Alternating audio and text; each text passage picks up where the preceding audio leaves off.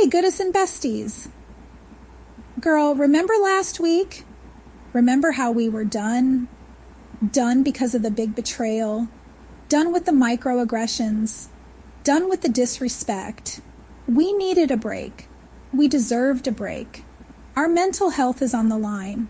This was about prioritizing ourselves. It was about creating space to breathe, to heal, to just be Black. We deserve that peace. We still do. So what happened? It's been 11 days? 7 tops? And I'm already seeing some of us slip back into old habits. That go along to get along mentality. That need to make everyone else comfortable, even at our own expense. Sis, why are we back to laughing with the op with their blue bracelets? Remember the whole point of this break? Remember the boundaries we vowed to set? Some of us have already forgotten the emotional labor it takes to constantly educate and appease. Are we back to square one already? 'Cause honey, that's not cute. We all know Mammy. She's the ever-patient, ever-smiling, ever-accommodating Black woman who exists only to nurture and care for everyone else, even when it kills her, literally. And let's be real, that Mammy role, it's a trap. It's a leftover from a time when our options were limited, our voices silenced.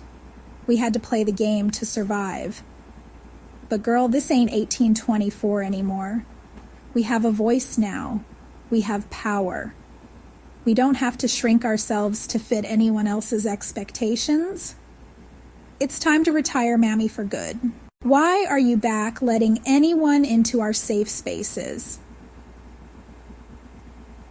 Inviting the op to the cookout because they said something vaguely woke online or liked and commented on your video?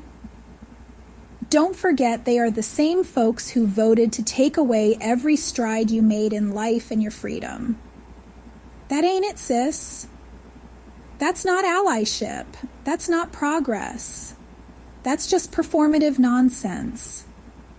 Our cookouts, our spaces, they hold generations of resilience, of love, of struggle. They're sacred. And they're not for them, okay? This whole bestie with the op thing, I need us to unpack that. Because are we being honest right now? Are we truly examining the dynamics at play here? Are we really forming genuine bonds with people who actively benefit from our oppression? Are we just pretending everything is fine? Or are some of us so starved for acceptance, so desperate for validation that you're willing to settle for a pale imitation of it?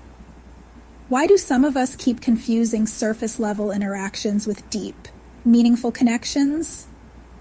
Are some of y'all so caught up in the need to be liked that you'll ignore the underlying issues? Because let me tell you, girl, that's a recipe for disaster.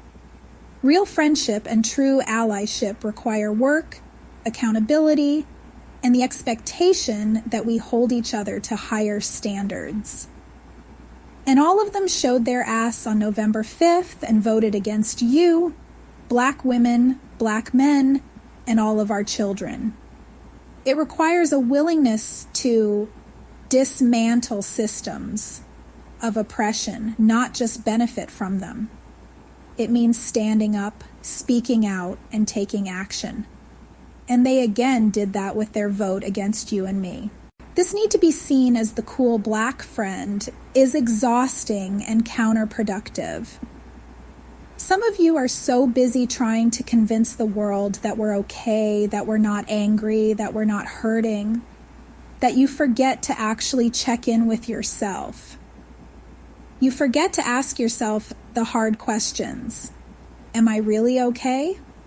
Or are we just performing okayness? Because our liberation and healing depend on our ability to be honest with ourselves, first and foremost. So, are we tired or testing? Here's the million-dollar question. Are we really tired? Like bone-deep, soul-weary tired? The kind of tiredness that seeps into your bones and makes you question everything.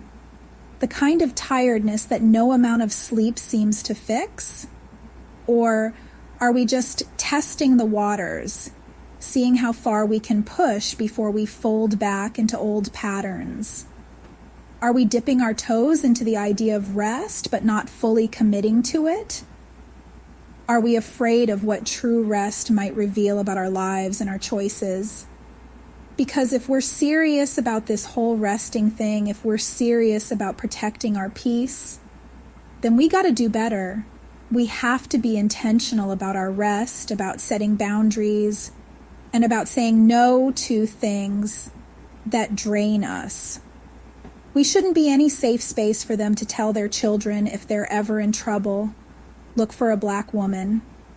No, ma'am. Don't send your troubled children our direction because you voted against the most unprotected woman in America for us to protect your weird-ass kids when they are in danger. Ho, are you crazy? We got to stop making excuses for people who haven't earned our grace. We need to recognize that our time and energy are valuable, and not everyone deserves a piece of it. It's about prioritizing ourselves and our well-being. We deserve more than performative allyship, empty gestures, and hollow words. We deserve actions that match the promises made to us. We deserve more than surface-level understanding. We deserve deep, meaningful connections with people who truly get us, who see us for who we are and who respect our journey. We deserve it from everyone, not just the people who make us feel safe demanding it. We deserve it from our colleagues, our acquaintances, and even strangers. We deserve a world that honors our peace and our worth.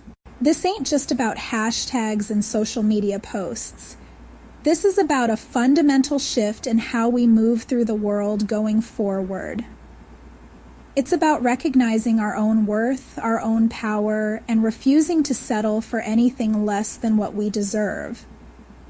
It starts with us, sis. It starts with saying no more often. It starts with prioritizing our own well-being. It starts with demanding the same energy we so freely give to others.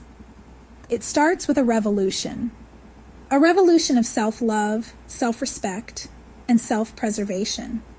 Are you really ready to do that? This resting, this boundary setting is not a one-time thing. It's a lifelong commitment. It's a daily practice. Each day we make the choice to honor ourselves, respect our limits, and prioritize our well-being.